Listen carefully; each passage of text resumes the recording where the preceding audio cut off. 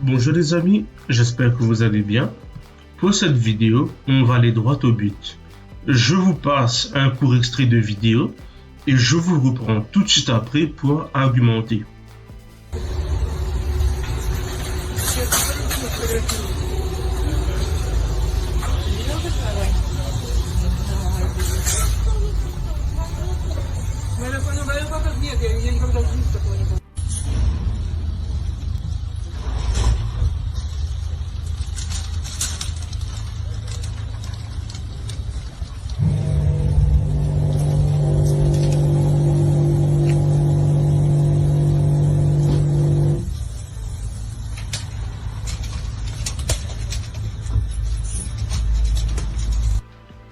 Donc, vous voyez bien, hein, ce sont des images qui ne mentent pas. Maintenant, je vais argumenter. Ce sont des tunnels de décontamination ou de désinfection, ou vous appelez ça des sas de décontamination, sas de désinfection. C'est en Europe et c'est en Belgique et c'est en train d'arriver en France. Ok? Donc, je lis pour expliquer ce que c'est. Et les gens qui comprennent toujours pas, les gens qui n'arrivent pas à comprendre, ben ils vont comprendre maintenant. Hein. Là, c'est très dangereux. Ce sont des tunnels qui utilisent de l'ozone. Ok? Donc, je lis. Concrètement, l'eau est acheminée dans une unité de traitement pour être filtrée.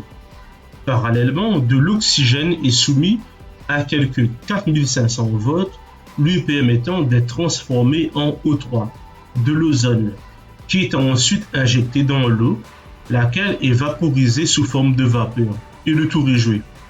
Donc, je suis un petit peu fatigué et je fais la vidéo quand même, parce que là, ça rigole pas, quoi. Là, ça devient dangereux. Voilà. Tunnel d'ozone. Ok? Je vais vous dire.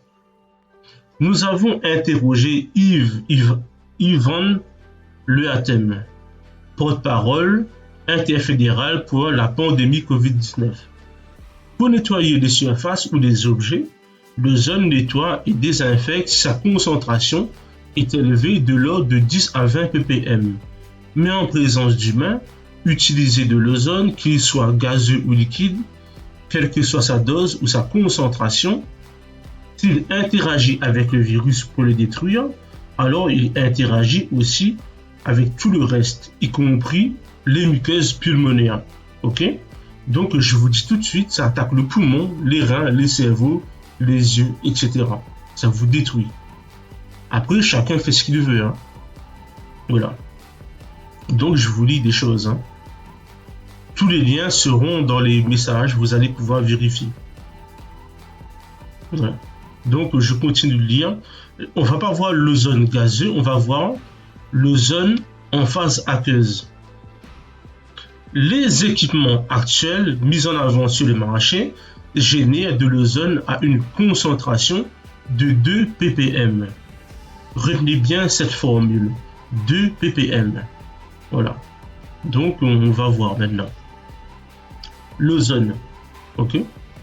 L'ozone est présent à l'état naturel dans l'atmosphère.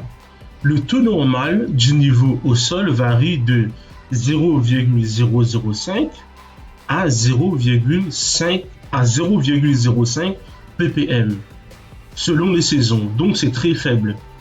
Il augmente avec la pollution. C'est pour ça que des fois, quand c'est pollué, vous vous sentez pas bien.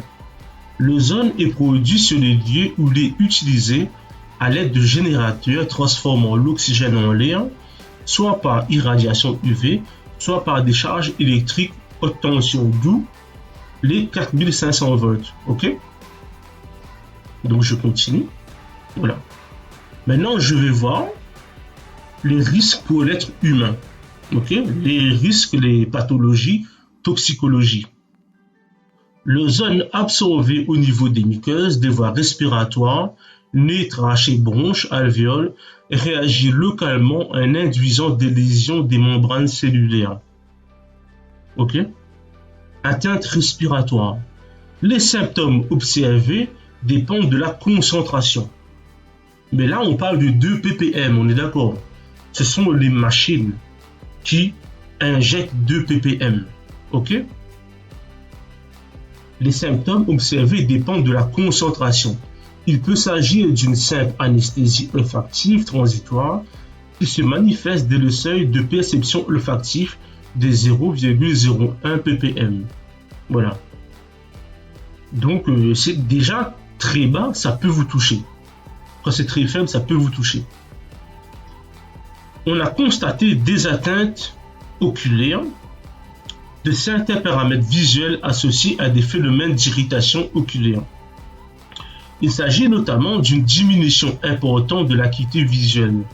Donc, si vous passez sous un tunnel et que un quart d'heure vous prenez la voiture, c'est pas bon pour vous. On est d'accord. Une diminution importante de l'acuité visuelle nocturne et de l'adaptation à la lumière. Une augmentation de la vision périphérique et de la modification de la motricité oculaire pour des concentrations de 0,2 à 0,5 ppm. Déjà, et alors qu'on vous injecte 2 ppm. Voilà, déjà, ça commence à être chaud. Atteinte rénale. Il a été décrit des cas de néphrite aiguë avec protéinurie, hématurie et leucocyturie. Atteinte neurologique. Déjà, on a vu les mots, regardez ce que c'est. Hein. Je ne vais pas tout faire, vous allez pouvoir regarder par vous-même. Atteinte neurologique. Elles ne sont pas exceptionnelles. Donc, ça arrive, on est d'accord. Au décours d'exposition à des concentrations de 1 ppm à 2 ppm. Exactement comme la machine. Exactement comme le fait la machine. Voilà. Donc, elles peuvent être subjectives, céphalée, vertige, asthénie. Asthénie, je vous donne un exemple, c'est une fatigue de l'organisme, fatigue physique. Et même quand vous vous reposez, vous ne reprenez pas, hein, ça vous atteint toujours. Donc, votre système immunitaire, il n'est pas très bon, quoi. Il est fatigué quand il prend de l'ozone. Je continue. Elles peuvent être subjectives, céphalée, vertige, asthénie, altération du goût, ou objectives, trouble de la coordination des mouvements. Alors, si vous prenez la voiture, c'est pas bon. Trouble de la parole, baisse de la vigilance. Donc, si vous êtes une personne âgée, c'est pas bon pour vous. Si vous êtes très jeune, c'est pas bon non plus. C'est pas bon pour personne. Vous prenez la moto après avoir passé sous un tunnel, comme ça. Même si vous passez 10 secondes, ça peut être dangereux. Vous voyez, il y a de la toxicité chronique si vous êtes régulièrement au contact. Mais ça, ce sont pour des personnes à long terme, on est d'accord. Hein? Les toxicités chroniques. Mais là, ça peut vous toucher. Une fois, c'est peut-être une fois trop. Vous voyez, ça attaque votre métabolisme. Je veux dire, ça attaque vos poumons, ça attaque les muqueuses, ça attaque la vue, ça attaque les voies respiratoires. Il y a même des toxicités expérimentales sur les animaux. Je vous dis, ça rigole pas. Alors, si vous êtes une femme enceinte, vous passez là-dessous, c'est pas bon pour votre bébé, hein. Parce que ce que vous respirez, mais lui, il encaisse aussi. Vous êtes une personne âgée, c'est pas bon pour vous. Vous êtes asthmatique, c'est pas bon pour vous. Même si vous n'avez pas de pathologie, c'est pas bon. Puisque ça attaque votre métabolisme. Ça vous touche. Ça touche votre santé. Donc, c'est pas bon du tout. Ok? Ça va pas. Déjà, il y a les masques. Ok? Il y a les tests contaminés. Il y a les tests contaminés.